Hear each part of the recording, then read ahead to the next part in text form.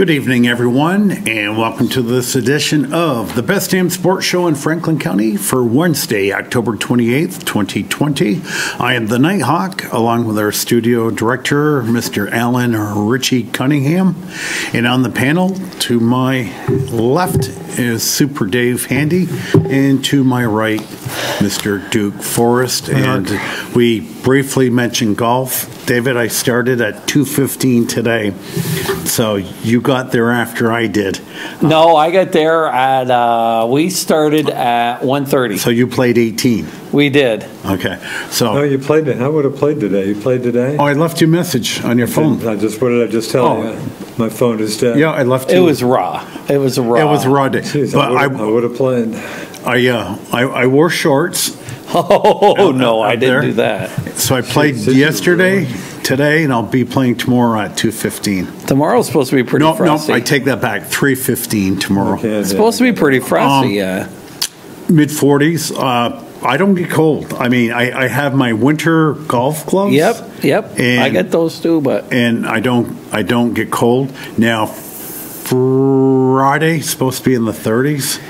I can live with the cold. You know, Sunday was not a warm day, but it wasn't a bad day to be out. I did a lot of yard work, and but today it rained, and a cold rain is not fun to play outdoors. So you got the rain too today? I got wet. Played at 2:15. We got a 5-minute shower. We played the front nine on number 2, and coming up number 9, it started to seriously have a steady rain, and that was around 4 o'clock. Oh, we got soaked. Yeah.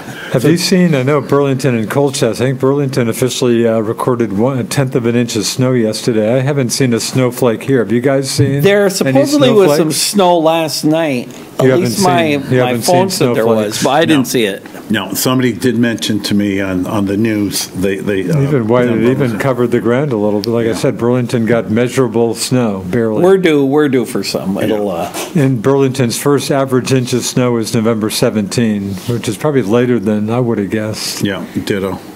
So, did you not golf by yourself yesterday or the day before? Last time I played golf was when I played with you Sunday, right? Why'd you think I played golf by myself? I thought I saw your vehicle maybe yesterday. Okay, that would not be correct. Because, like I said, my phone, that cost me golf today. My landline, which I've had trouble with from time to time, is dead. There's no dial tone. I got your voice machine. Is that right? Oh, yeah. Anyway, forget that number. I may never go back to it. Yeah. So, David, they may go as late as November 15th. Well, the restaurant's all closed up. Yeah. And speaking of the restaurant, I just got played with Mr. Bob Burno tennis Monday night. Bob always good company reported that swimmers out of the restaurant business. Yeah. Tough year to be in a restaurant business. It was hard. It's a lot of work. Yeah, he worked 16 hours a day, 7 days a week. And I asked the stupid question a few days ago to him. I said, "Hey, Mike, rough year managing this place?" And he kind of gave me that look like, "You idiot, what do you think?" Yeah, it's a tough year to be in the restaurant business. Boy, good luck. They've had issues in the past just trying to get somebody to run the place, and now they're back to trying to find somebody else, huh? So, he's done a great job up there. It's a tough summer has been business to go up there to work for 6 months. And they've always been talk about keeping that place open up 12 months. Jeez, good luck. Exactly. Yeah. So, Duke, I got an email yesterday from Mr. Jeff Schuman, athletic director from UVM. Officially, no fans for hockey. Not really. So he gave me my options: either donate my deposit to the Victory Club, be serious, put it to the down payment for 21-22. I trust you can get your money back if you want to. Or get a check back. So I'm just going to move it forward to next year. That's what I did on my South Carolina thing. So knowing I was going to see you tonight, and I know you go to a number of basketball games, I'm assuming, a safe assumption, that basketball won't be having fans. Yeah, I think so. But he didn't mention he just talked hockey. Just no fans yeah, hockey? maybe it was specific for me since I'm not a basketball season ticket holder, but so sad. This has been, hey, I've got a kid in college, and he's really, you take since March of last year. Jeez, tough time. He's a freshman. His freshman year got all disjointed. He's now a sophomore. He's now a sophomore. He's down to, he goes to George Washington down in D.C. Foggy Bottom. He's in a dorm. He can't have anybody over, can't go anywhere, can't do anything. That doesn't have a roommate, I assume? Doesn't have a roommate. The reason he's down there is because he's ROTC. Yeah. And ROTC, they want their guys so that they can train them. So at least he gets a little socialization with that. Right. But they don't get to go to classes. It really stinks. And of course, they're giving you a really good deal on the tuition. And oh yeah, no, they aren't giving me any deal. And they. What about food? Does he go out? They don't. George Washington doesn't have dining halls. Really? So every room or every dining hall has a kitchen, and of course he's got a kitchen in his own room now. Oh, is that right? So he's been cooking for himself, but it's what a it's really a bad deal. But you know what? I think we're not too far away. I read somewhere that Merck or somebody's got 100 or 50 million doses of vaccine that are coming right down the pipe. Oh, I hope you're right. My son-in-law works for a supplier who supplies stuff to Merck and these pharmaceuticals. He's an engineer, and basically what he does is if it goes through a pipe, he handles the meters, the valves, the whatever it takes, whether it's a gas, whether it's a liquid, whether it's air, and if it goes through a pipe, they handle it. Well, 2-3 months ago, one of the big pharmas, I can't tell you who it was, one of the ones that are making a vaccine, put in an order for a bunch of valves and things, and he said it would take 5 weeks to get. Because their CEO called up Trump, whoever it was, on this Operation Warp Speed, they got it in a week. Wow. And this is a big order. These guys are all geared up. They're ready to go. And this isn't make-believe because he's right there selling them the stuff. So I think we get through the next 6 months, hopefully by then. Because the next 6 months, plus you're getting more cases now, and everybody's indoors. So what do you think? Am I South Carolina bound in April? Ooh, that's a good question. I would give it about 30%. 30%? But you can go. But big concern is coming back, but if I don't have my sports to go to. Yeah. Exactly. Still somewhat tempting to get out of here and get on I the think beach. what they'll do is when the vaccine comes, they'll probably give it to the first responders and probably old people like me. And then the folks in the nursing home, and then us older guys. Yeah. That's probably what'll happen. We have a client, and I don't know how we got him, but and I might have told you, he's a major player in the pharmaceutical business, and he's retired now as a consultant. He told my wife, he says these vaccines are right around the corner. They are. It's going to be sooner before later. You'll definitely see them before Christmas. I read somewhere where Oxford had a vaccine back in March. So they're all using the same formula. Well, Russia supposedly has been, I wouldn't know. I'm not sure I trust my life to Russia's vaccine. Haven't they been, as in our good friend Mr. Putin? Yeah, they've had a vaccine. Vaccines. I think vaccines are reasonably easy to make. You take whatever it is, and then you make a vaccine. And you put some of it in it, and then basically what you get is you get some of it. If you go back to the 300 years ago when people had smallpox, what they would do is they would take a piece of the blister, and put it on you, and so you would get the smallpox. Really? And it's really the same thing. But have you ever been tested? Yes, for COVID. I was tested last week. I've been tested once. Now how do you go about it? Test. Just say right now, I said, Super Dave, I'm going to get tested. It's easy. So drive through at Kinney's. In fact, or there's a drive through up at by what's the place on 104th? Yeah, I went by there today. What they got now. So you're telling me a drive through Kinney's and then drive through Kinney's. I'll tell you exactly what happened. My wife called them up because I went to Texas and she didn't want damaged goods coming back. Well, you know what? I'm not exactly low profile, so I wanted to make sure that I did everything by the rules. Sure. So I stayed home for the whole week once I got back, and then on Monday I went and got the test at Kinney's.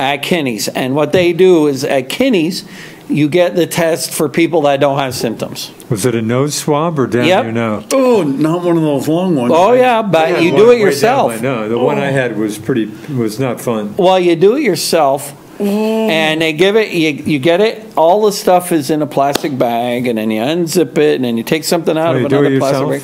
So you put it up both sides, and you twist it around, and then you put it in this vial, and then you break off the top of the stick, and then you put the top back on the vial, and then you put that in a bag, and then you put another bag in, and then you give it back to them. Huh. And I don't have anything, by the way. And you got the result how quickly? We didn't get them back till yesterday, but I guess it's because we weren't on the right website. But I knew I didn't have anything. I don't have anything now. I feel great. So, David, I'm behind you in my vehicle, simply picking some meds up. How long do I have to wait? How 15 minutes. So I would be behind you for 15 minutes? 10 to 15 minutes, yeah. Wow. But they have a little sign up that said COVID testing. So you knew, because my appointment was at 3 o'clock. And what do they charge for that? Nothing. Nothing. Your insurance company or whoever. I did it one. Now, if you think you may have it and you're sick, then you go to the different one. I think that's the other one where the guys are in the hazmat suits and they don't, because you may actually be sick. I did one at the parking garage downtown quite a while ago. Yes. It was for people who were asymptomatic. Just thought I'd check it out, and they did it. But that was. My wife had it done, and she said she'd never do it again. That was not fun. She said they stuck that thing halfway up to her brain. That would cost me, I think, $10, I think. Yeah. So, but it's there's a lot of stuff out there, and a lot of people are afraid. But you know what? If you're under 50, your chances of having it really cause you much trouble about zero are just barely better than zero. Yeah, it sounds like Europe's going. Sounds like a lot of places are going the wrong way. Hawk, you're hoping for another cruise like late next year? Is that your best hope? I'm flying. Tell me you're not hoping for a trip this year. I'm flying into Italy December 4th. Yeah, sure you are. In your dreams. We have the sports show Wednesday, December 3rd, so I planned it. I fly in. They haven't officially canceled that yet? You can't fly to Europe. CDC will make an announcement by Halloween this Saturday. So that's not officially killed right now? That cruising can start up again. Now, with that being said, I'm not cruising in the U.S. I'm going to Europe. But I don't think you can. But at this moment, you can't fly to Europe. And that's my issue is... Sounds like a big issue. Europe won't take me in, and B, when I tell Duke, can you pick me up in Montreal on you can't go to Montreal either. December 23rd. So I've already told my wife. Boston. I'll come and get you in Boston. Yeah. So I told my wife, like right now, I should not be on the show. This is my second trip of the year being canceled. I should be basking in the sunshine in the Caribbean right now. Wow. And that was a May good. I told my wife she's a little sad in April that it got postponed, expected. And I said, don't worry about it. We'll do a May good at the end of golf season, which is right now. And so the European thing, that'll fall by the wayside. But I will attempt to do, Duke, is take a cruise out of Miami like December 5th. This December this year 5th? because I'm predicting, Duke, if I see you, Crazy. are you golfing Sunday? I'd like to think so. Okay, so if I'm golfing with you Sunday, I should have all the information. Now, with all that being said, I'm going to be a crash test dummy? Because being one of the first ones to cruise out of the United States. But that cruise is still on right now? You can go on the website. Cruises, they aren't letting you on unless you pass the test. Okay, you have to take a COVID test, right, 5 days before the cruise. Then when you go on the cruise ship, they will take another test one right there. And they're getting the test now so that you can get the results. Yeah. Like boom, I know it right now. Yeah. But there are no cruise ships leaving Miami right now. No, correct? No, you're not allowed. But again, I watch 2 shows every night on YouTube. Again, like I said, I'm addicted to YouTube. I'm a much smarter guy today than I was 6 months ago, just because it leads you into everything. But I do watch 2 10-minute cruise shows every night, so I'm well abreast of what's going on. So what, cruise ships out of this country are banned like through, what, November now? Yes. But so we expect the CDC probably by Friday to make an announcement that cruising can start back up December 1st. Really? You think that's what they're going to say? If I had to put money on it with you, yes. So you think you may pull off a December cruise? I would have to cancel and wait God knows how long before I get my money back from the other stuff and airlines. But I can just go ahead and book a ship in December for 2 weeks. So you actually think you're going to pull that off? I do. If Donna wants to do it, and here's my plan. I've already planned this out. I will go to Miami, spend 3 nights in Miami before the trip, get back, and spend 4 nights in Miami after the trip. Now, when will I fly back? December 24th. Why? Wow. They practically give the flight away. Oh, what loser flies on Christmas Eve? Right here. Now, if I'm living in Florida and I want to go visit my good friend Dave Handy, I'm happy to get you. And December 20th, 21st, it's like triple. Right. Because everybody's aunt and uncle is flying on the 20th. So December, that sounds like a great But you time wait to till the fly 24th. It's in the airports, and I've done this before. It's a ghost town. I bet. So. Well, I can tell you after flying a couple weeks ago, that I would bet you that this cruise ship will be cleaner than any cruise ship you've ever been on. But just like the airplanes, I've never been on airplanes that were that clean. But they were really clean. And I hear that, but you can ask your son's mother. Pre-COVID, I would eat on the floor. You can slop the food down on the floor on a cruise. I would eat anywhere because they were so immaculate. Okay, it's like, I don't know if you've ever been at Disney World, but you know how clean Disney World is. They've got snotty-nosed teenagers just going around cleaning that place. So, but all I can say is, David, you were absolutely right. It was a raw day golfing, but since we literally have nothing to do, I'm appreciative of being out there. This show we've been doing for 18 years, I think. I enjoy doing the show, but now that we have nothing to do, I look forward even more so to do the show, to get me out of the house. So that's it. All right, baseball free agency, I believe, starts Sunday. Oh, we got to talk about first. Go ahead. How about Cash taking out Blake Snell last night? That's a huge, unreal analytics. And you know what? Ruining baseball. And Cash is considered, by all accounts, probably the best manager in baseball. What a bonehead move. Unbelievable. The guy was mowing him down. He'd only had 70 pitches. He was about to face those guys for the 3rd time. They would have killed him. I'm kidding. He gave up 2 hits the whole time. Couldn't you see the Dodgers cheering when they saw him? Oh, the Dodgers were so happy. You know what it is? And I'll tell you this. Analytics. It's a curse word in baseball. Well, the thing is, the regular season is not like the postseason. The regular season, You don't see these guys all that often. So when you get a guy like Anderson or one of those relievers coming in throwing 100 miles an hour, you only see him a little bit. Mm-hmm. But what's happened, and I've seen this with the Yankees, because the Yankees rely on their bullpen a lot in the last couple of years. Well, all these guys that never screw up, boy, when the playoffs come, they have a hard time. This Anderson has not been lights out all playoffs. The Yankees lit him up a couple times, and it's almost the reverse of the regular season in that because they're using the bullpen in the fourth, fifth, third inning, second inning, that the teams now get to see these guys. They've seen them. They measure them. It's not any different than what the Red Sox would do. Mariano Rivera, the best reliever of all time. Well, geez, the Red Sox, they knew what to do. They could hit him because they saw him so much. And that's what's happened with these relievers that they usually trust seventh, eighth inning. Well, now that they're playing a team for 7 games, they've got them figured out. Now, as compared to the starter, Snell only pitched 5 innings the first game. Yeah. And he's the best pitcher. He was Cy Young 2 years ago. He's the best guy they got.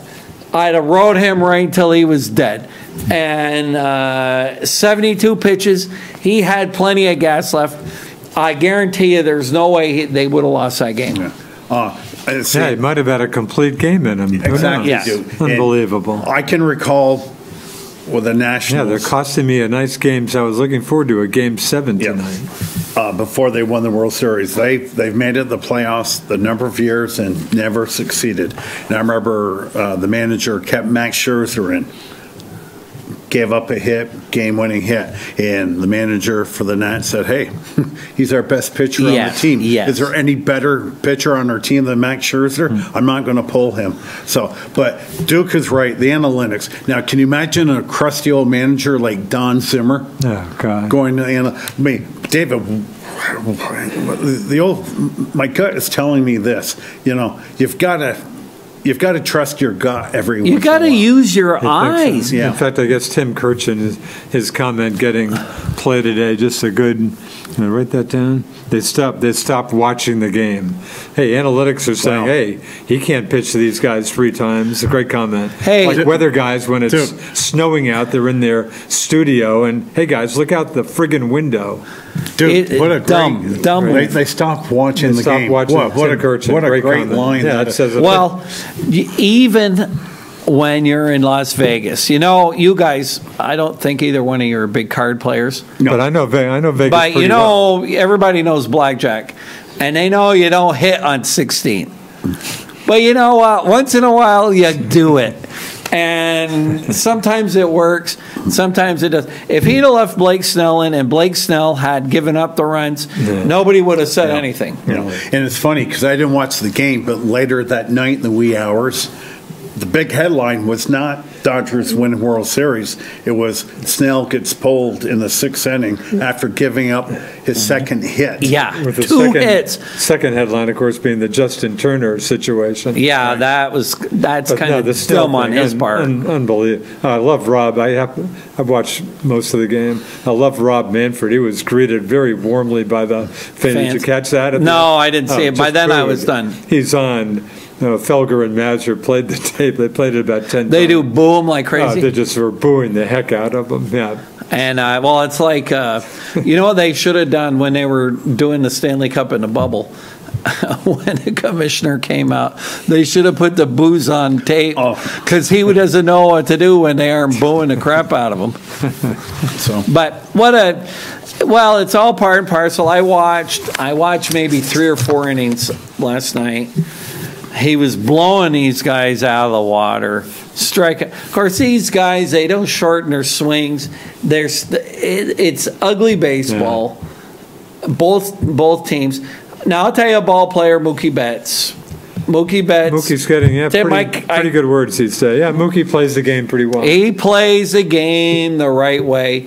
LeMahieu, he plays the game the right way. Right. Get base hits. play it smart, good fielding. Yeah. The fundamentals never go out of fashion. David, again, like I said last week, we sound like the old man, get off my lawn. But when you were a kid, we had 2 strikes. We were taught, choke up and make sure you get your bat on the ball. You're not just having your hand on the end of the thing. You're right. Just don't even think about but they striking don't adjust after 2 strikes. They're swinging like they're why does that happen? Because that's what they're told. Yeah, don't blame the players. Right. They need to be taught to shorten their swing. Yeah. And another example was, I don't know if it was wasn't last night, it was the night before. Runners on first and third, nobody out. Don't tell me they didn't score. They didn't score. Not only didn't they score, they hit into a double play. They hit the ball to third base. The runner on third base, it wasn't first and third, excuse me, it was second and third. So the runners didn't even need to move. The runners could have stayed right there. When a guy hits it to third base, you're right there. You're looking right at him. Of course, the runner on third goes on contact. He went home. He got out at home, and then the other dope left from second base. He gets out at third, and then the next guy, of course, struck out. So that was against Kershaw. Okay. So you got a guy on the ropes, second and third, no outs. You don't even get 1 run. No wonder these guys deserve to lose. Yeah. So is that just us? Is it just old farts like me in particular? I mean, I don't think so. I just think baseball's, and it just seems like after this season, which I didn't think they even should have had, I guess they pulled it off, I guess, about as well as they could have. But we've got the CBA coming up. Boy, I heard Buster Olney on 101.3 today just saying, boy, you think it's going to be a cold winter. It's going to be just a brutal winter. I mean, is anybody we got one more year, right? To sign anybody? We have 1 more year of the CBA, right. And thanks for bringing that up because I told myself all week, make sure you write this down when I do the show. The designated hitter, Duke, will be back in the National League no surprise. Come April. No surprise. Right. And again, you're not going to give free cards out. That's part of the negotiating ploy. Boy, but good luck with free agents with what's going on these days. Well, free agency, if I read correctly, starts Sunday afternoon at 5 o'clock. Really? And first question I had before I bring any names, David, explain to me. Football players are signed right after midnight. Okay, hockey's pretty quick. Basketball is very quick about the signing of the free agents. What makes baseball so different where Joe Blow from Idaho won't sign until, well, we've had a lot of cases like Bryce Harper a couple years ago. Yeah, they go right till April. What makes baseball so different where they don't wait days, they literally wait months to sign? Well, a lot of it is Scott Boras. But I think you got free agency right now. You don't really need to get back to the ballparks till March. And do we get back to the ballpark? That's an open question. Yeah, there's a lot of there's not as much need. Of course, with free agency and hockey, it's all done. And the same with football. It's all done in a couple. Of course, the teams. The difference is with baseball too. Baseball doesn't have a salary cap. Thank you. Good answer. Yeah, tell that the Yankees and Red Sox and Dodgers don't need to be reminded, I guess. Now, there is the luxury tax, which is a little different, but the Yankees did not pay a luxury tax, correct? This year? They did this year. They did. Oh, they were way over. Last season they didn't. It was last season they got reset. Okay. Now, what about the Dodgers, Duke? I know you told me the Rays had the 27th payroll. I think the Dodgers were under this year. Were they really? Boy, I sure would have had them one at the top, but I don't have the figure. Well, you had Betts. Kershaw makes 30 plus. And Kershaw, but the rest of their guys, they got a lot of mix and match pieces. That's true. They do have a lot of young players. Yeah. Like the Corey Seagers of the world. Kind of think they're top 10, but maybe they're not. Maybe like Max Muncy. I never heard of him before this year. Yeah, he's a good player. So the top 10 players, and I've got a list here of 100 some odd, but I'll give you the top 10. Trevor Bauer, age, and I'll give the age 30. They expect him to do, about $25 million a year for 6 years. Now, I read somewhere that he might be willing to take a one-year deal. The guy thinks different than the way we think. He does. He might be willing to take a one-year deal. And he'll play for anybody, anywhere. Yeah, he doesn't care. So number 2, George Springer, outfielder, 31 from the Astros. Connecticut native. Third one, to me, the top prize, because they're so few and far between. Catcher JT Realmuto, age 30 from Philadelphia. There was a thing in the New York Post today that said that he didn't want to go to New York. Really? But money talks. I read somewhere where the brand new multi-billionaire owner of the Mets, Steve Cohen, wants to make a splash, and Realmuto is as good defensively as he is offensively. Well, there's the new owner of the Mets is not in. Right, we have to wait for. He has to get blessed by De Blasio, which is not. It's not a shoo-in because Cohen had to pay $1 billion something in fees for some insider trading scheme. Oh, really? But he didn't have to pay it personally. So but de Blasio, the mayor's got to approve this? Because the Mets play in Citi Field, which is owned by New York City. Really? Interesting. And so, just like Yankee Stadium is owned by New York City. Oh, yeah. Same thing. So, de Blasio could put a monkey wrench in the deal. But it doesn't look like he will, but he hasn't said, yeah, sure, go ahead. It's a done deal.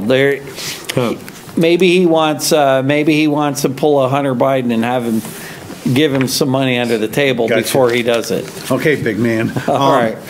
I had to throw that out. I'm number sorry. 4, David's favorite player, DJ LeMahieu, second baseman, age 32 from the Yanks. Is it conceivable the Yanks don't I don't see it.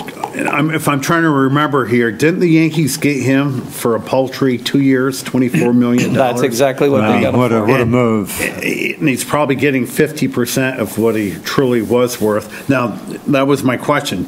Are the Yankees going to go after LeMahieu? I think so. He's their best player. God, why wouldn't they? And he likes playing in New York. Everything I've read, the Yankees will try really hard to get him back.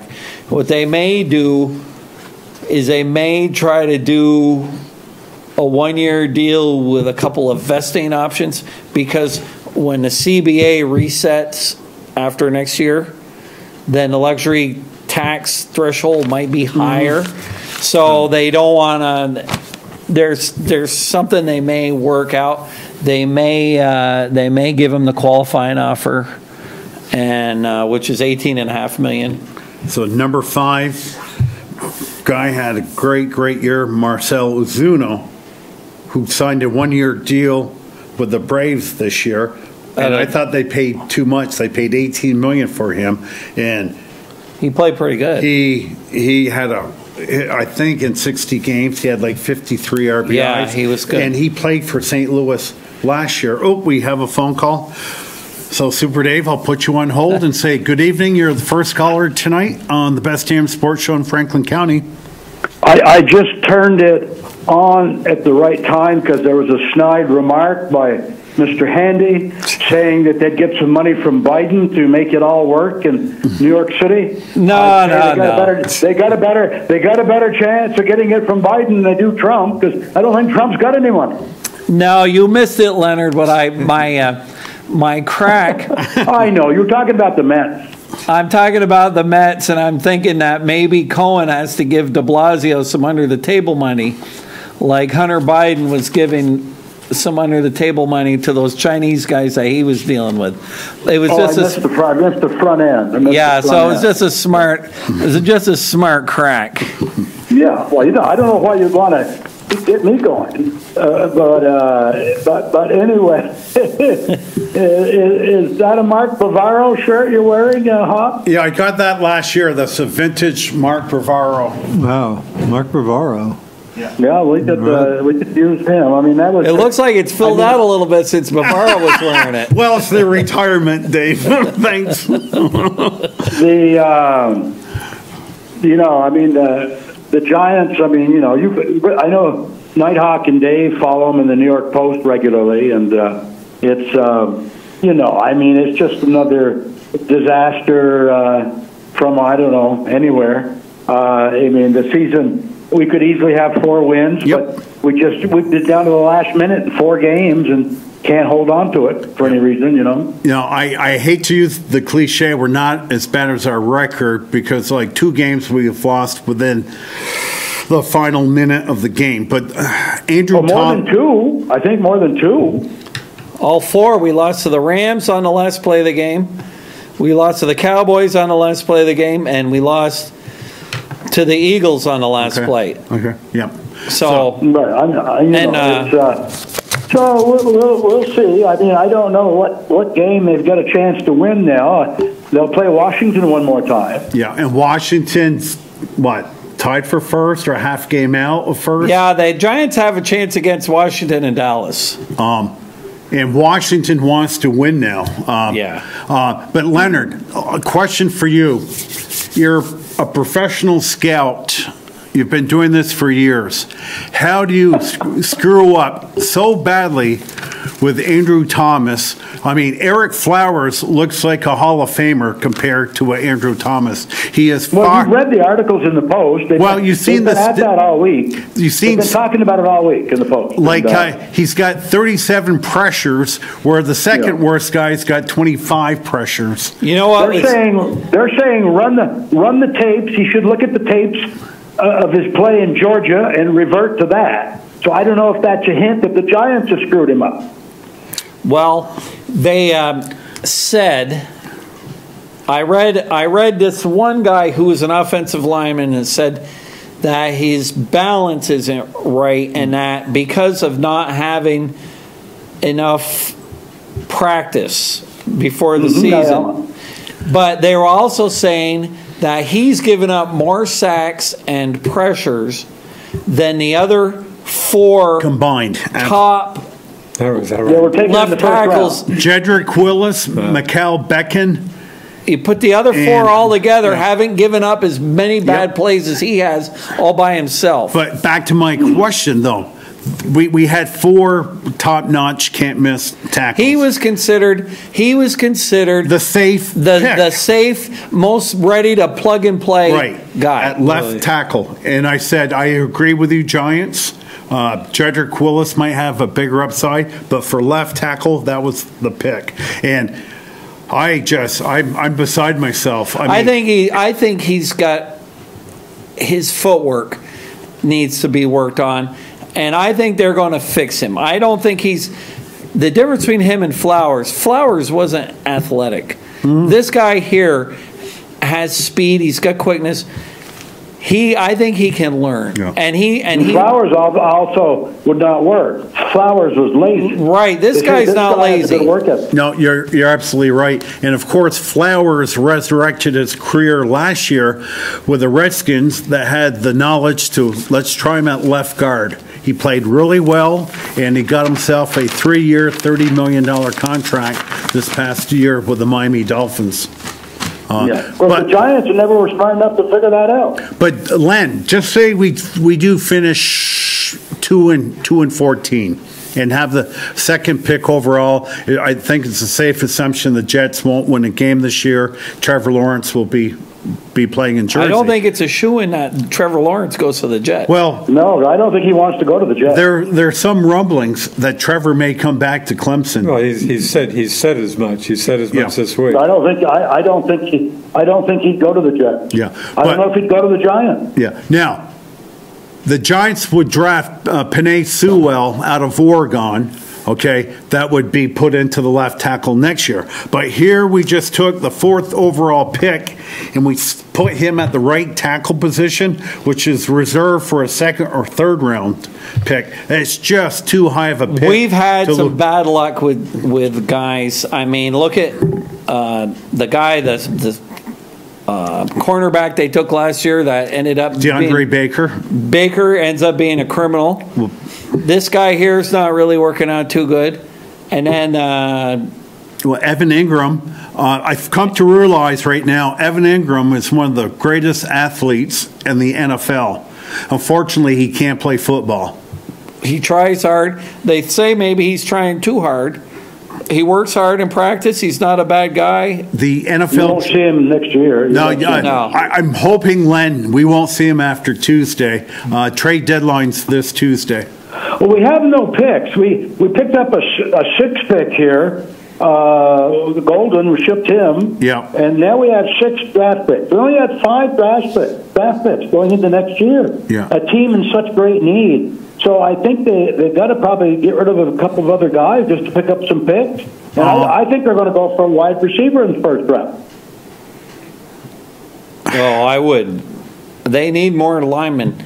You know what, though, Leonard? They need some wide receivers. They have nobody that can get open. Well, there'll be some free agent guys, I'm sure of that. Yeah. Always, Leonard, to my deathbed, my last words I'll be saying, always draft an offensive lineman. I don't care how set you are on the offensive line, always go for an offensive lineman. You know, as bad as they were and as bad as they've been, I actually feel this year there's light at the end of the tunnel, and it's not hooked up to a locomotive like my dad used to say. Because you know what they can do now? They actually can stop the run, which they couldn't do for years, and they can actually run block. Not great. They aren't the best, but they actually can do it. I think they're coming. Boy, their pass defense, I couldn't believe how soft it was in that game. Wasn't it incredibly soft? Oh, well, their cornerbacks they don't have any real premium guys. And their linebackers were good for a couple of weeks till they all got hurt. Hey, I don't know. I don't know what. Can I offer you Stephon Gilmore? Do they have any interest in him? The Pats supposedly are thinking about unloading Stephon. Yeah, the Pats. That's a pretty sorry-looking lot after Sunday. That's pretty. Yeah, it's pretty tough saying. Well, Cam Newton looked really bad. Yeah. Horrible. Well, he looked like a boxer at the end of his career. The man looked punch drunk. Well, the fact remains he was never an accurate throwing quarterback, and there was a reason he was still available June 28th is because his skills have diminished so much, and if they lose, this is a big-time playoff game Sunday. This is a big game. If they lose Sunday, then you got to put Jarrett Stidham in there for the rest of the year and to see if he's our guy of the future, or we need to draft a quarterback next April, or we need to get a free agent I can't believe he gets beat up. The Boston media people are already throwing in the towel on Stidham. Hey, the guy's hardly played. Give the guy a few games. Dude, you can't judge Stidham when they but I can't believe Is Cam Newton a Hall of Famer? Oh, come on. No. Don't make me laugh. No, on his numbers. No. His numbers are just off the chart. No. They're off the charts. He's a horrible quarterback. No, but I'm just going on his numbers. Now, if he'd have been better for the last 4 or 5 years, yes, but he had a very high start, and now he's been going in the toilet. David, he had his 15 minutes of fame. He did win the MVP one year. Got to a Super Bowl. But the 2015 was that the year that Odell Beckham and that other cornerback Josh Norman that was the game really that ended Tom Coughlin's career. Because Odell Beckham was right out of his head, and Coughlin never even saw it. That's exactly it. Yeah. So I do recall that vividly. Now that game there, Carolina was awfully good back then. Yep. Nope.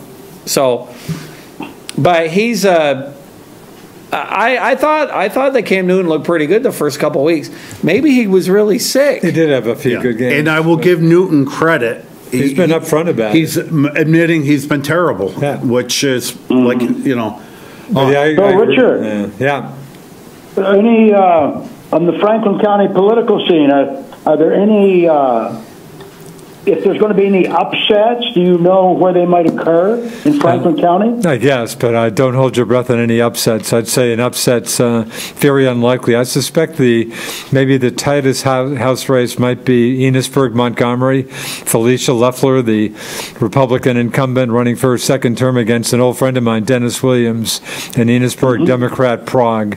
That over Cindy Weed's old district, it's been a very competitive district, one of the more competitive districts in the state, but I still give the edge to Loeffler, and I would think that would be maybe the closest, maybe if there's going to be a close race, that might be pretty close.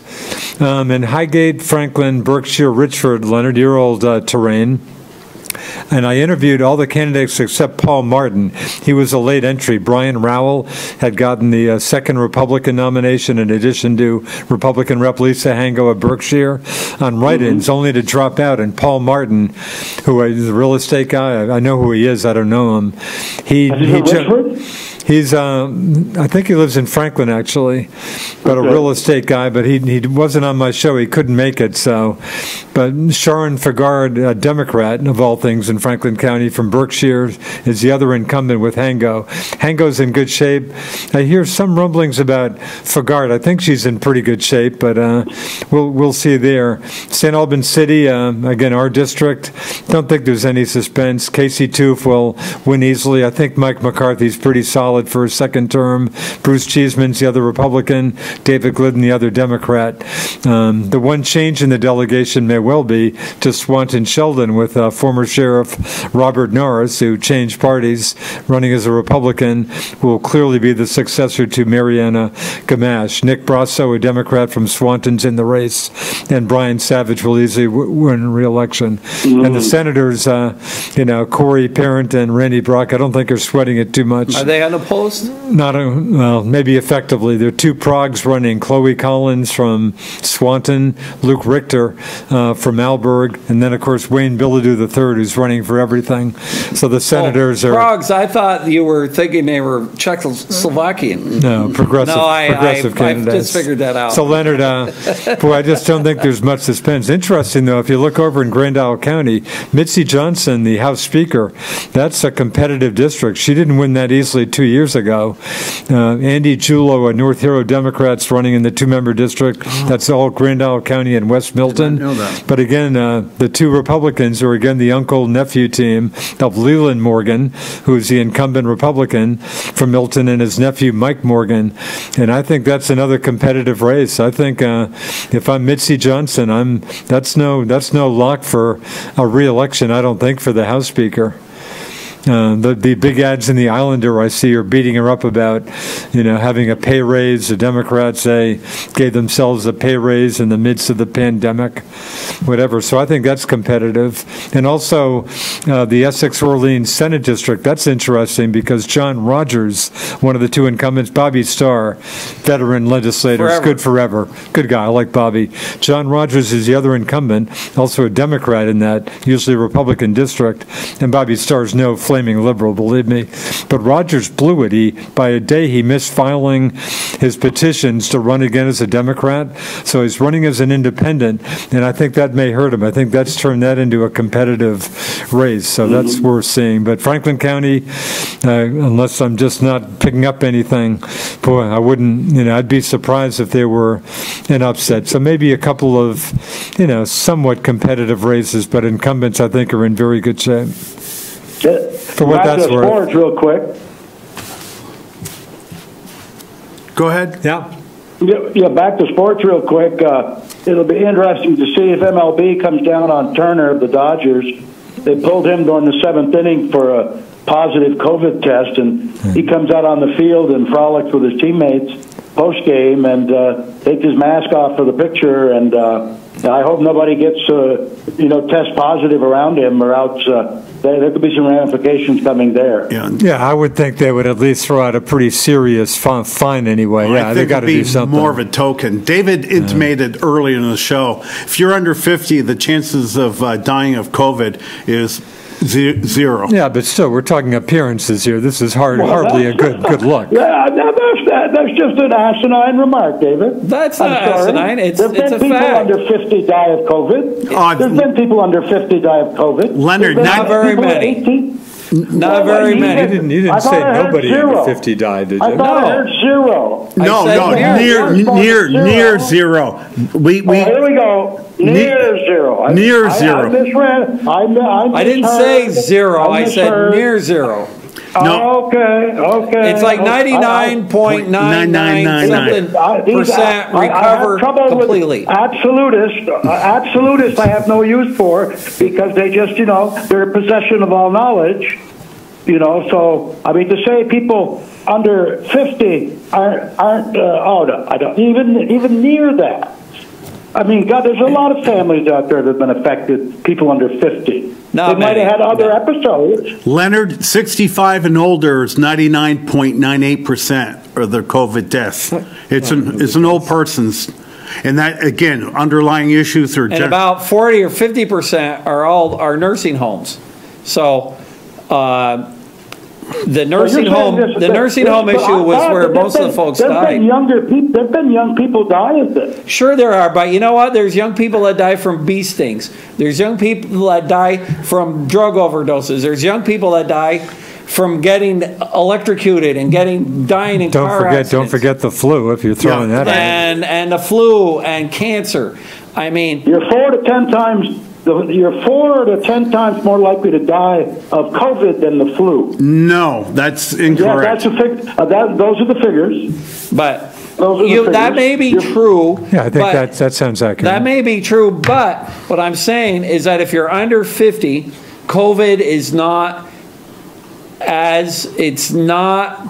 terrifically lethal. Now, I'm not saying you don't get sick.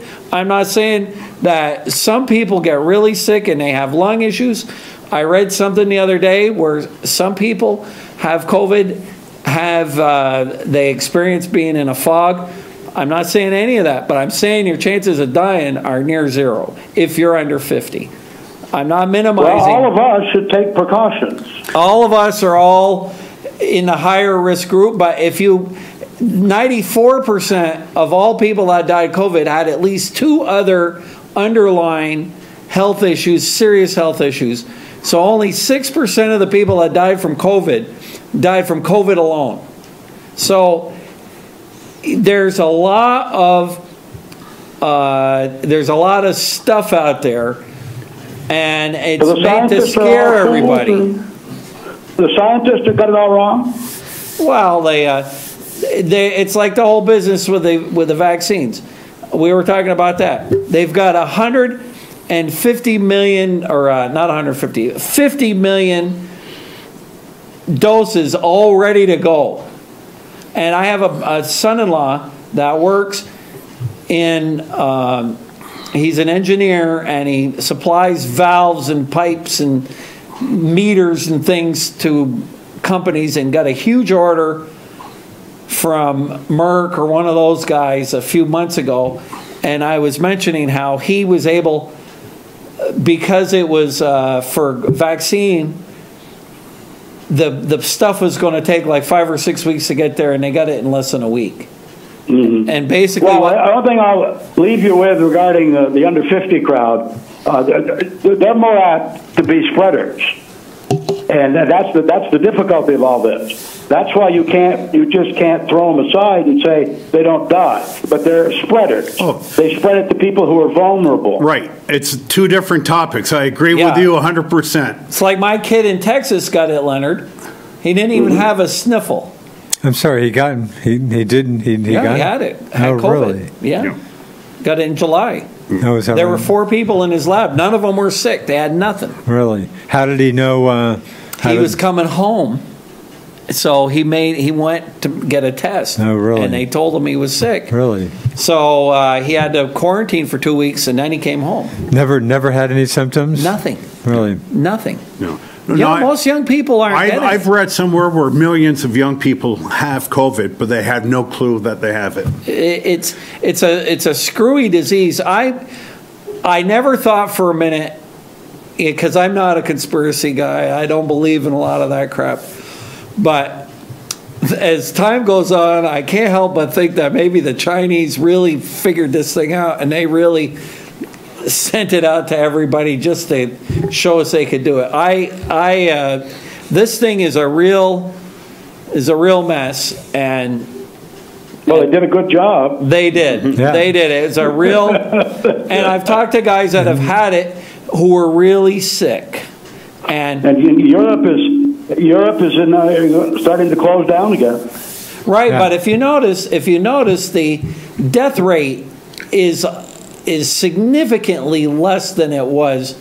For the number of cases, the number of people dying is tremendously reduced from back in March. That's been a huge, between the medicines and the techniques and all that other stuff, it's not as lethal as it was.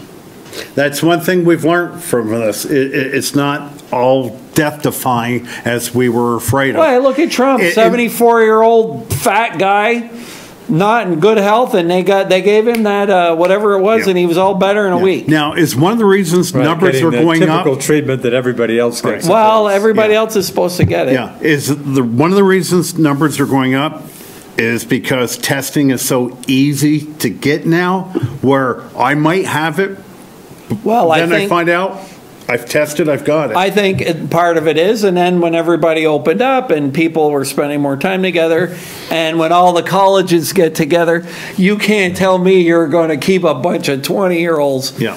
all cooped up in their rooms all by themselves all the time. St. Mike's, of course, much in the news Yeah, around here these and, days. Yeah, it's Well, I won't hold you. All righty. But anyway, I just think that I don't have any underlying things that would give me any issues. So I mean, I think if I got it, I don't think I would perish. No, but you might be really I do sick.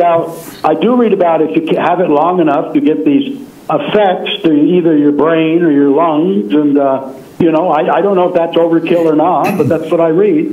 Yeah. Hey, Leonard, have you put your golf clubs away for the year? I haven't seen No, you. they're in my trunk. Next week, there's 3 days in the 50s. Yeah.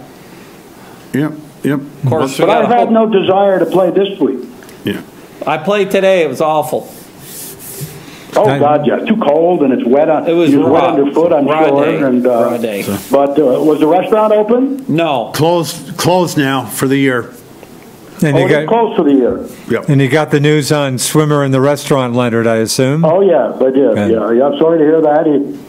He ran that thing. Sounds like he did a great job there. Huh? Better than anybody I think's ever run it since I've been there. Oh. 46 years, and it was a fun place, and food was good, prices were reasonable, and I hope they can find someone that does nearly as good a job, because it won't be easy. He had a lot of work to do this year. That's running a restaurant, running a golf course. I can't imagine. That's a lot. Yeah. That's a lot to ask for anybody. Hey, Leonard, he was stretched too thin. Yeah. Leonard, one election tidbit. I'll be doing usual election night coverage here Tuesday night with Michelle Monroe, Michael Frett from The Messenger, and Jason Barney. So check us out. We'll be focusing, obviously, mostly on So local. you're on from when to when? 8 to 10, I guess, officially at least 2 hours, focusing on, obviously, legislative races in particular. Right. And, the national election will probably be a couple weeks before it all settles down. Well, what happens. So. we'll see. I mean, who knows? Now I was going to ask you, Richard, Yeah. what about all of the ballots that have already been mailed in? Now, are those all counted now, or will they count those all when they count the rest of them? Good question. Well, obviously the polls close as always 7 o'clock. I'll be voting in person, I suspect. Nighthawk 2, Me too. Election Day. I think they can, with the ballots that have come in, I think they can start counting them anytime Election Day, but if anybody out there might want to correct me about that. They certainly don't have to wait till 7 o'clock, I don't think. Different. Yeah, maybe even different, but I think they can count them at least Election Day But they anyway. couldn't count them like today. I don't think so, but I'm not positive. Can I ask this really, really stupid question? And I may be embarrassing myself, but No, it's I don't okay. really care. Say I voted 3 weeks ago. just for an example, say this whole Biden thing, say I voted for Biden, but it's... You're not going to ask if you could change your vote, are you? That's my... That's one of the questions of no, of course you can't change. once you put it in. What do you think? Hey, give me my ballot. I told you, Duke, it was a stupid question. I don't usually say sit Well, anyway. I read that you could. You can't. No, you I can't. read that you could change your ballot. You can go in. You go can grab ask it? to change your ballot. Well, that's the first I've ever heard of that. Re-vote. That's what I read. Somebody Now, told me yesterday. You read that? Yeah. Duke, somebody That's told me News to me. yesterday, and I've never heard that before. I assumed once you... News to me. So, thank you, Leonard. Okay, have a good show. Bye-bye. We'll see you later. Duke, before I go on... Well, maybe your question wasn't stupid. I can't believe that. Before I go on, Yeah. Duke, I'm in awe of your memory, okay? Just don't ask me what I did yesterday. Okay, just the way you went through all the Franklin County, just like, poof, I mean... Just like you were reciting the batting Hawk, you averages can of the do- 1972 Montreal Right, you can Expos. tell me the Giants, 20th round draft pick in I can. 2016, in 82 yeah. or something. Yeah. Yeah, so quickly, 5 was Arizona. Next was Yankee pitcher, help me, David, Masahiro Tanaka. age 32. Number 7 is Marcus Stroman, 29. A Dookie. From Stroman was a Dookie? Yeah. Number 8 is Justin Turner, 36 years old. He'll probably get a 2-year contract. Is he Is that when he's 36 years He's old? 36. Really? I remember when he used to play with the Mets. Boy, I'm All right, stunned to hear watch that. this. You know how I'm always down on relief pitchers. The next player, Duke, is the American League Fireman of the Year. Oh, God, don't talk about it. That's Mr. Liam Hendricks. And I can't even remember the National League. It was another no name. It's Right. like every 2 years. Really? So Liam Hendricks is 32 years of age. Number 10, Michael Brantley, 33, from the Astros outfielder. I'll stop there except for number 11, old friend of David, Didi Gregorius. Really? 31 years of age, shortstop, who I've always liked. Not a great Didi's a player, good player. but a good, steady I like Didi. player. So, You know what I was reading? Of course, Tampa really throws the book out. If you look at their teams, year in and year out, they get by on duct tape and baler twine Smoke and every year. mirrors. Yeah. And they've got so many pitchers in stockpile. All right. And supposedly 4 or 5 of their best pitchers this year all had Tommy John surgery. Wow. So these guys, they pick them up in a scrap heap and they're doing something. And the thing is, they are like the Yankees and the Red Sox paying $13 million a year for Zach Britton and $15 million a year for Chapman. They're buying them for a song and a And dance. $15 million a year made me think of Rusney Castillo, who became a free agent today, I think. Oh. Who actually heard somebody, Felger and Mauser, saying, I guess he was one of the best hitters in the minors the last couple of years. Well, he Didn't do couldn't the have Red played this Sox year. any good. But David, what kills me by you saying that, and same goes for Duke with the Red Sox, we haven't had a pitcher in years since Steven Strasburg, okay, and he happened to be the first overall pick. For the Red Sox, probably John Lester was their last really good homegrown pitcher. Yeah. I mean, Please don't does try it. to sell Clay We don't do Buchholz on it. me. We need to I start- don't know, but what I'm getting at is How do they do it? We can't do it. I Good don't know. question. They've got some magic elixir. They take these pitchers that nobody else wants, and they turn them into good relief pitchers for nothing. And you want to leave? See you later. Don't let the door hit you in the rear end as you're leaving. Yeah. And they can do it. They had a better fundamental team this year than the Yankees. For $60 million, the Yankees were $230 million, and the Yankees still had holes.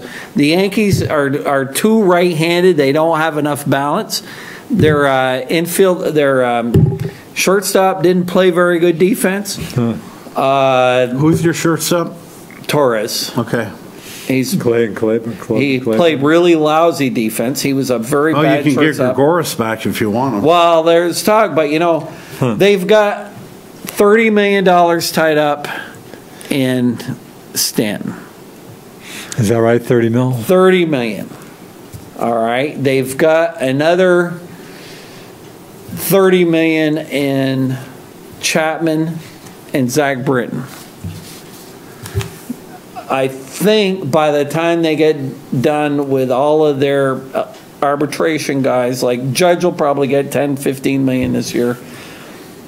They've got $120 or $30 million before they even get going. Mm-hmm. So they don't really have room. Yeah. Well, David, as I said earlier, I mean, next Wednesday when I do the show will be day 3 into the free agency. You may or may not have. Well, like Britain has a deal where they have to sign him for the next year, or else he gets 13 million this year, and then he's a free agent or something. There's a few of those deals. So would you expect some at least early action on free agency? Yes, but No? I think the number I read today, Duke, is there are 373 free agents out there. Really? So, Well, and the other thing is if Tampa, who had the best record in the American League, and even if it had been a 160 game schedule instead of 60, they probably still would have been the best team. yeah.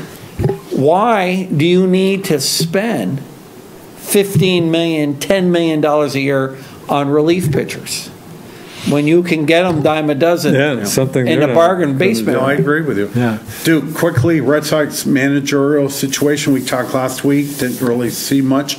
I probably read about 8 interviews they've had this past week with no really big names. I assume you've read it in the Globe. Hawk, I tell you every week. I see the Globe once a right. week. You don't get a reading. Did they interview one of the Yankee bench coaches? Give me a name. I heard Buster Olney again say today that the Red Sox, it's insane if they don't grab Alex Cora. Well, is he the only person saying that? Apparently, Buster Olney doesn't watch the Best Damn Sports Show in Franklin County. What about A.J. Hinch? He's going to get a job. From the Astros? No. He's a good manager. He's dirty. They won. Alex They Cora forget has the about it. same Hey, you know issue. what? The guy served his time.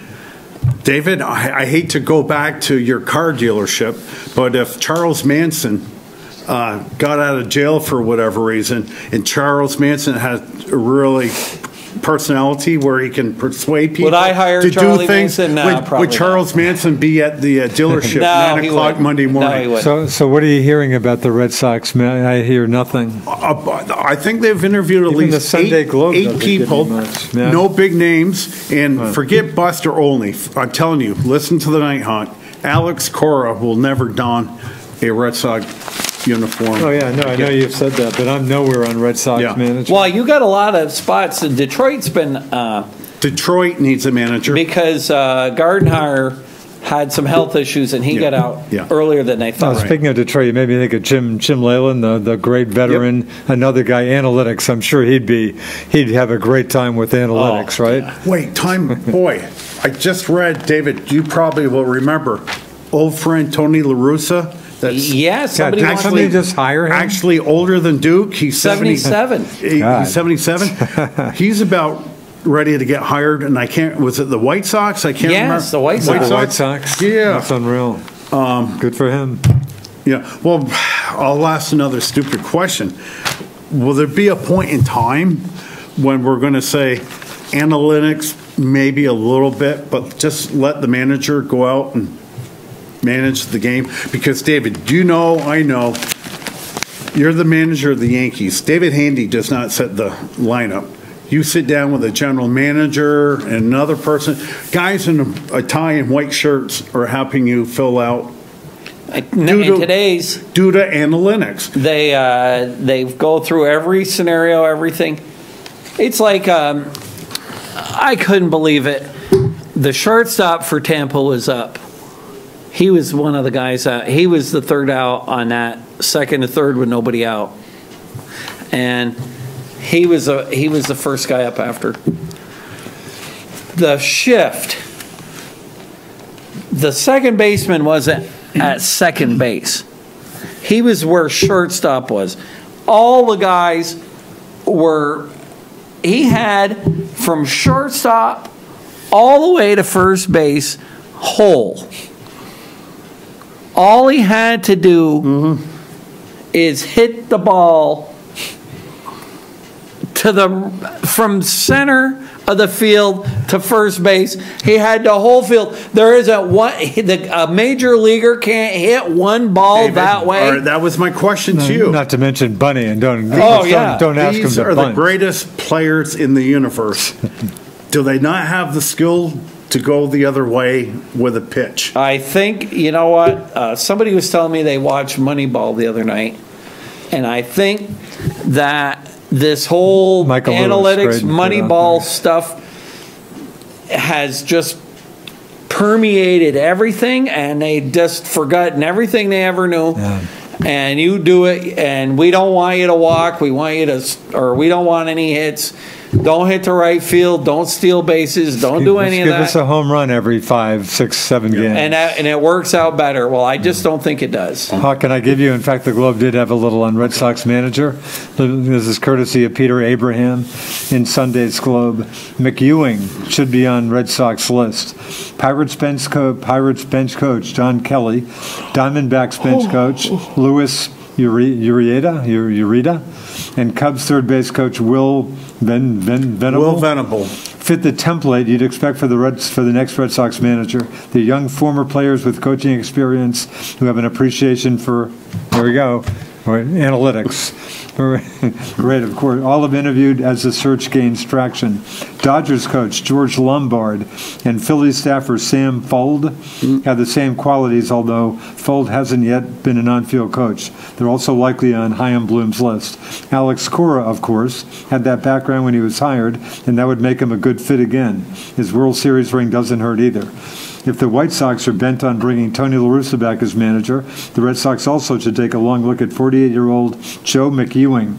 He's been on the White Sox staff since 2012 and spent the last 4 seasons as bench coach under Rick Renteria. He also has 3 seasons of minor league managing experience. McEwing, who is from New Jersey and played 5 seasons with the Mets, would understand the sensibilities and media climate in Boston, too. Yeah.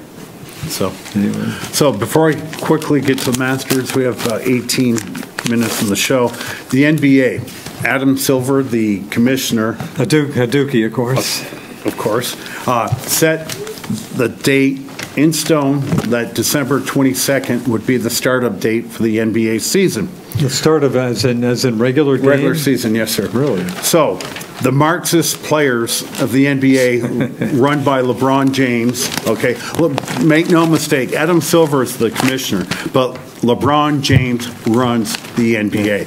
So, all the Marxists of the NBA, and it's very highly noted that the 6 worst rated basketball games in the finals have all been this year. Nobody watched them. They're sick of that. For the record, wasn't the World Series the same? Weren't these at least watched? I never checked. It wasn't very good. I think that's the case. I think it was at least watched. Surprise, surprise. Here's what the NBA, and these are the big shot players, they don't want a December 22nd startup date. Don't want to mess with Christmas? They want to go January 18th. Why, David? January. Kwanzaa, or no, is that umpteenth or Juneteenth or come on, Martin Luther King? Thank you. MLK. So again, they want. Come on. That's the first I've heard about December. I thought we were talking after that. I'm surprised to hear a December date. Now, and NHL's the one that's a little iffy. Now, they did announce today the American Hockey League. Of course, Boston being the Providence Bruins. Providence, Baby Bees in Providence. The Baby Bees, the Canadians or Laval Rockets, I think. So, American Hockey League, they had set a date today of February 5th. February 5th. Feb 5. To start your season. Well, we're a ways off because, hey, you can't even go to Canada. Right. Yeah. You can't cross the border. The border is closed. For the record, borders officially closed in November 21, and inconceivable, I think, is a fair word, that it opens before the end of the year, No. and I wouldn't hold my breath on early next year at all. So NHL at best mid-January. NBA draft will be November 18th. Gordon Hayward, the Indiana Pacers, have heated interest in him. Now, Gordon Hayward spent a shadow of himself since he's become a Celtic. He's the 4th option of the team behind Tatum. Jalen Brown, and the guard, Kemba Walker. Okay. Kemba, yeah. We needed Gordon, we got him, but we never expected these kids to develop that quickly. He's an Indiana kid, played for Butler in Indiana. Almost just So he's coming almost home. beat the Dukies in the national championship. I'm sure game. the Celts would have to help on the contract. So, well, let me get into, well, first up, Lake Champlain Duke, 94.15. Yeah, come up a little bit. Not Lake not Temp, I never did my final swim in September. yeah, 54.9 degrees. I'll tell you, the ponds at the Champlain Country Club Boy, they really did are come up. full, overflowing. Yeah. I'm surprised the lake hasn't come up some more, actually. So the Masters, It'll start, I think, because Yeah. the river's got to have water in them now. The brooks have water in them. Yeah. It's coming. And they're not losing any from heat. No. Anyway. we set the clocks back Sunday morning at Jeez, 2 don't o'clock in the remind morning. me. So the Masters for, I don't know if this is newsworthy, they're doing the 2T system. Oh, is that right? I didn't know that. They might have done it once before. So you're hitting off first hole at 9 in the morning. David, you're on hole number 10. Oh, just because obviously daylight becomes a Daylight's I a didn't big think issue. of that. Right. Well, let's figure the, Wow. that's 3 weeks from Talking tomorrow? November 12 to the 15th. And they aren't doing the par 3 tournament either. Exactly. Oh, is that right? So No Duke, par let's three? do, say, 40 minutes. Wow. I'm guessing sunset will be around 4:30? It's a little later down there. Our sunset okay. Sunday goes to what, about 4, Right now, we're 4:48. right now we're 5, Our sunset's 4:48 tonight. 4:48. It's 5:48. United Daylight Savings Time is still with us. 5:48, I'm sorry. Thank you. Right. But soon enough, so about 4:45. No, it's longer down. It'll be about, when it's about a half hour later down there. Okay. So we're talking probably about 5 o'clock Okay. or so. Okay. So Probably about 5. So That's interesting. you guys follow the PGA much more than I do. Are more players partaking in the silly season because they want to stay sharp for the Masters? But again, it's a silly season is probably not the fairest term. It's the official start. It's a wraparound season. That hasn't been going on forever. Patrick Cantlay winning last Right. weekend, a very I good think golfer. the guys these that are legit. These are real big wins. time tournaments. Oh yeah, no. But you're not getting all the time, unless this year is different. That's my question. That the top-notch guys are playing this time. Normally, you're getting most of the But that's my top-notch question. guys. Are you getting more top-notch guys? You are because they're the Masters. Yeah, Okay. probably because of the Masters. Now, his- Tiger and Phil were in the tourney last weekend. Neither did well. And your good friend Tiger opted out of the Houston Open No, is the that week right? before the Masters. So, Of course, I would have said the same thing probably a year last time when he won the Masters, but Tiger really looks No, like he's pretty he kind and of a Phil shell both of look himself. like they're. Yeah. They look like they're. Yeah. Won't be long. They'll be hitting a tee ball at 8:30 at the Masters. But these tourneys are getting pretty good fields, and sure, I'm sure the Masters figures into them. now what do you make of Phil Mickelson? Was it last week? He played a second. And Won a Senior second Tour? straight as second senior Champions Tour start. Senior Tour is not quite so tough as the PGA Tour. Duke, yeah, was obviously. it you that gave me the trivia question? There's only one other player? Two others. Two others. Phil did it. Jim Furyk did it this year also. And the trivia question was the guy who did it long ago. If anybody ever came up with this guy, Bob Fleischer, Wow. back in, dark ages, whenever. The only 3 folks to win their first 2 starts on the Seniors/Champions Tour. So, I like to talk about television ratings a lot. Boy, they've been doing well, huh? Will the Masters be the same, higher, or lower? I mean, you're looking mid-November. Can't speak about you, but I sure don't have a whole heck of a lot going on in mid-November. I think it's And I'm pretty gonna- good. I think they'll be pretty good. I would think pretty good. I'm not sure it's going to be higher just because of such the weird times. You aren't and going to stuff. have the course certainly won't look the same. You aren't going to have the azaleas. Probably and all not too the many blooms. blooming azaleas, but I'm sure the course will look pretty. It'll be beautiful. And actually, a season I love is the Southern Fall. It's unheralded. You think of New England, spectacular colors, having spent 7 falls in North Carolina. It's a lingering season with some decent colors. That course, it should look great. I bet you But it'll be very different. Of course, there aren't many deciduous trees at Augusta. They're almost all pine trees. Well, mostly pines. Yeah. But they had plenty of rain with the yet. And what about the Gulf Coast? How many hits have they taken? Hurricane Zeta hitting New Orleans as we speak. But Georgia will get a bunch of more rain out of this thing. They've been getting plenty of rain. A lot of rain. About 3 days ago, I saw your good friend Tim Bowen I saw him today at the myself. pro shop. So Tim's not heading south. And right off the get-go, No. I said, Tim, I talked to Dave Handy. He said he told me you weren't going down to Augusta. Basically said, well, with no fans allowed, they don't need me down there. He seemed a little disappointed. Yeah, I'm sure. Not going down. Well, Sure. they I just said they're using just local folks. they're using a local folks. So can you tell me, refresh my memory, Tim's from Maine, Tim's from Maine. lives here in St. Albans, or Lives here in technically Swanton. Of course, his wife was a longtime head honcho at Northwestern. Right. So how did Tim, I mean, that's about the hardest thing in the world to be a volunteer at the Masters. How did he get in? He told me he knew somebody who knew somebody. Okay. I like how that works. And tried for about 10 years. Wow. Oh, is that right? 10 years? About 10 years before they finally said, okay, yeah, we'll let you do it. Wow.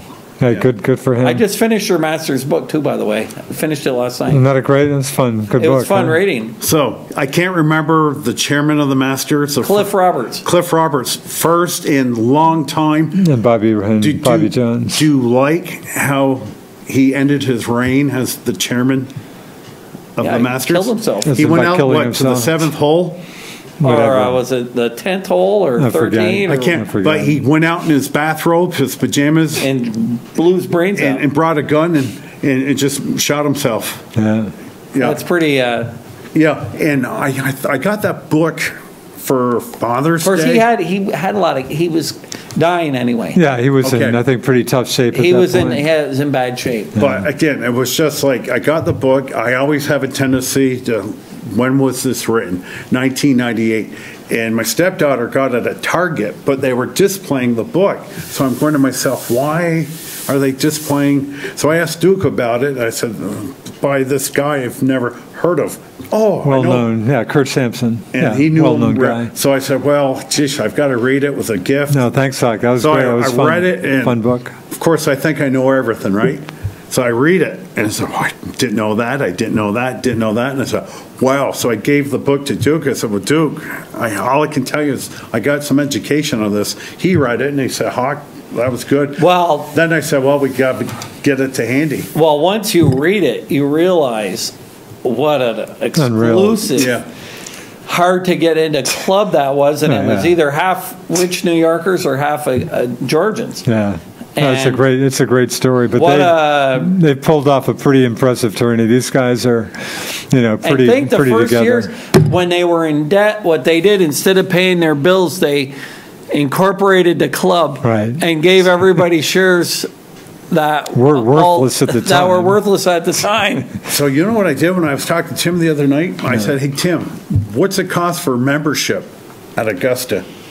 Do you know? It's some crazy low number. It's like $2,000-3,000. That's probably right. No, It's like he told it's me. like is that He high? told me nothing. Okay, I would have said Yeah, it very might low. be. But- if you can somehow get in, good luck getting in. You best have your checkbook on you, because when they come knocking for money, No. you be prepared to cut them a check. Well, the fancy clubs, But good luck becoming the fancy a member. clubs, what they do, like Burlington Country Club, when they need, let's say when they needed their new clubhouse, so what they do is they give you an assessment. Say, Right. okay, everybody puts in $3,000. Yeah. Or like my uncle that belongs to this fancy club in Long On Island. Long Island. They need money, $10,000 or $20,000 or whatever it is, and you just do it. And it's not like out here. David, do you remember when Tiger Woods came on the scene and everybody was enthralled with him? And of course, golf looks so easy on TV. It really does. So everybody's aunt and uncle started playing golf, and Champlain got so many new members that they had to cut it. And then they put, what was that fee for new member? You had to, and I can't remember, they had a name, like, was a couple $100 to go along with your membership dues that first year. Not to mention overbuilding golf courses in the country. Oh, crazy. Well, I used to go down to Myrtle Beach, Duke, and how many number have of had those hundreds of courses. golf courses have turned into condos. Oh, absolutely. Just, yeah. Well, we went to Myrtle Beach for about 10 years in a row. We didn't go this year, of course. And when the big recession hit in 2008, I don't think we saw one hammer or saw or anything for years. Really? Nothing. And because they were so overbuilt. Yeah. I do remember going down to Myrtle Beach, like the 1st of October. Do you remember 9/11? Do you remember when that hit? Sure do. We kept our vacation.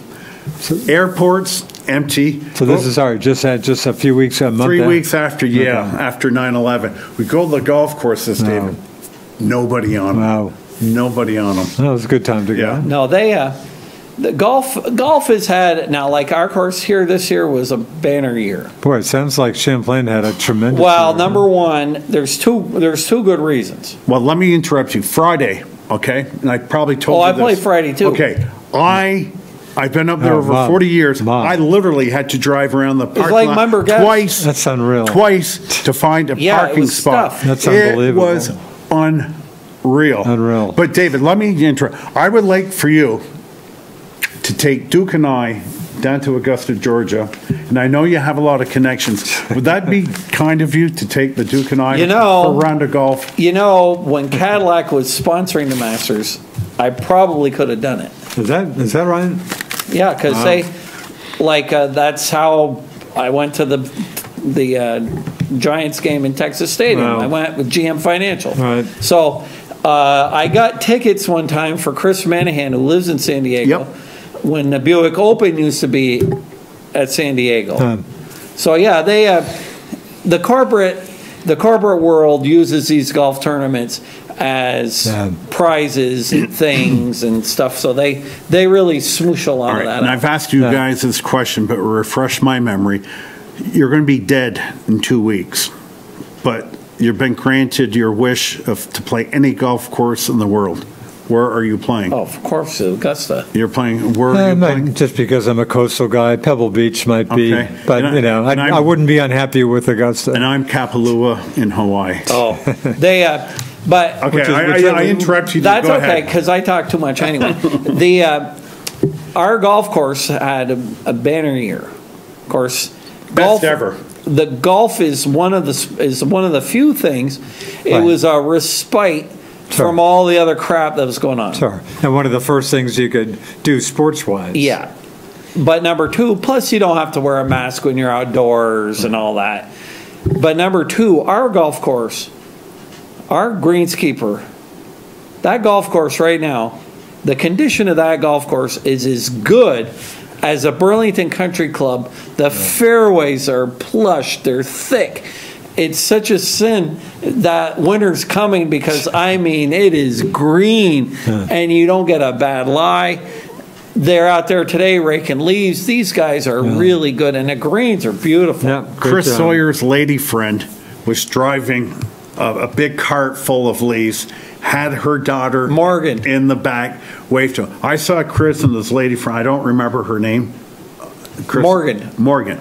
And I saw him. She's a working machine. She's an animal. She's an animal. She works like she works 80 hours a week. So I said, listen, Chris, and young lady, I just want to thank you. I said, I don't know where you're from, but I think you're from heaven. I think you're a gift from God. I've been up here, as I said, over 40 years. I have never seen this golf course in better condition. And the guy is smart. He knows what he's doing. Keeps his mouth shut. Not braggadocious whatsoever. And I said, I have no idea where you're getting paid, but you should be paid double of what you're getting. It's that course right now is in absolutely perfect condition. Yeah, and as Leonard said, next week the temps are in the 50s. Of course, that'd be nice. Yeah. Well, the grass. See what's happened. We haven't had a killer frost yet, so the grass is still growing, And of course, when you mow it, it makes it get thicker and thicker. And the grass has really come back because there were some places this summer, like like number 9, Fairway 18, that were really dried out. Pretty dry. They didn't have water on them, and now the grass has come back on. Yeah. About a 1 minute left there, Hawk, in case you know. So. Hawk, just a quick note. I stumbled on the NHL channel the other day for no good reason.